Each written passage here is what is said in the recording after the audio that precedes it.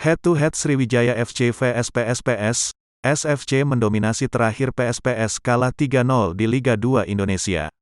Dari catatan kedua tim sudah beberapa kali bertemu di antaranya di Liga 1 Indonesia. Dari 5 pertemuan terakhir pertemuan kedua tim SFC mendominasi dengan kemenangan.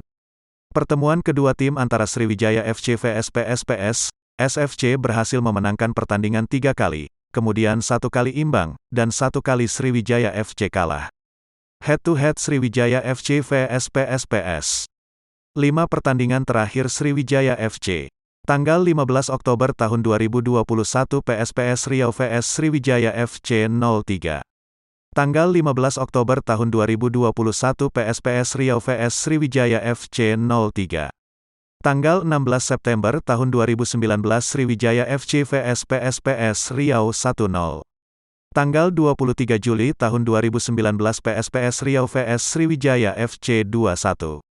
Tanggal 22 Juli tahun 2013 PSPS Riau vs Sriwijaya FC 01.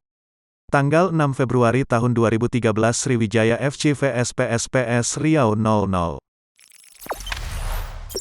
Jangan lupa subscribe, share, komen, dan like ya.